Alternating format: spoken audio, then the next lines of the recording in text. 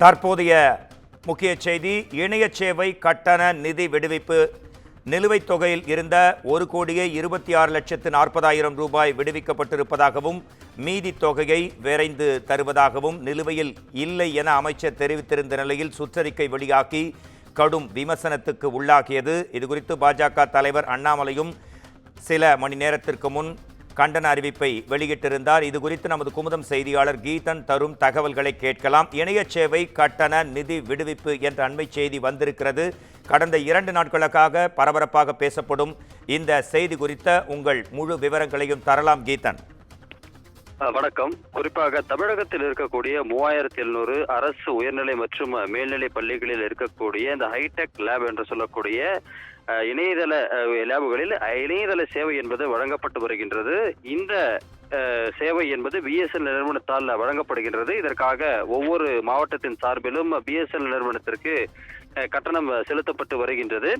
அந்த வகையில் கடந்த சில மாதங்களாக இந்த பிஎஸ்என்எல் நிறுவனத்திற்கு செலுத்தப்பட வேண்டிய கட்டணம் 1.5 கோடி ரூபாய் பாக்கி இருப்பதாக தகவல்கள் வெளியாகின. இது குறித்து பல்வேறு விமர்சனங்களும் பள்ளிக்கல்வித்துறையால் வைக்கப்பட்டன. குறிப்பாக பாஜக மாநில தலைவர் அண்ணாமலை இது குறித்து காட்டமான ஒரு அறிக்கையை வெளியிட்டிருந்தார். ஆனால் இது குறித்து விளக்கம் அளித்த பள்ளிக்கல்வித்துறை அமைச்சர் அன்பில் மகேஷ் பொய்யாமொழி, பள்ளிக்கல்வித்துறையால் பிஎஸ்என்எல் நிறுவனத்திற்கு எவ்வித நிலுவைத் தொகையும் வைக்கப்படவில்லை என்றும் பாஜக தவறான குற்றச்சாட்டை முன்வைப்பதாக பள்ளிக்கல்வித்துறை அமைச்சர் தெரிவித்திருந்தார்.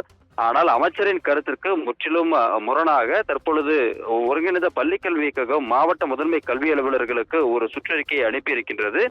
அதில் கடந்த செப்டம்பர் மாதம் தொடங்கி தற்போது டிசம்பர் மாதம் வரை பிஎஸ்என்எல் நிறுவனத்திற்கு நிலுவையில் இருக்கக்கூடிய தொகை 1,26,40,000 ரூபாயை செலுத்துவதற்கான அந்த தொகை விடுவிக்கப்பட்டுள்ளதாக தெரிவிக்கப்பட்டிருக்கின்றது.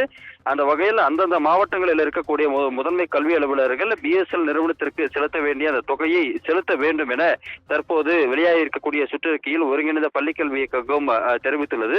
அந்த வகையில் பள்ளிக்கல்வித்துறை அமைச்சர் கட்டணம் செலுத்திவிட்டதாக தெரிவித்திருந்த நிலையில் தற்போது வெளியாகி இருக்கக்கூடிய அந்த சுற்றறிக்கை என்பது அமைச்சரின் கருத்திற்கு முரணாக அமைந்திருக்கின்றது. குறிப்பாக அமைச்சர் இந்த விவகாரத்தில் அரசு மீதான விமர்சனத்தை தவிர்ப்பதற்கு பொய் சொன்னாரா என்கின்ற அந்த விமர்சனமும் தற்போது எழுந்துள்ளது.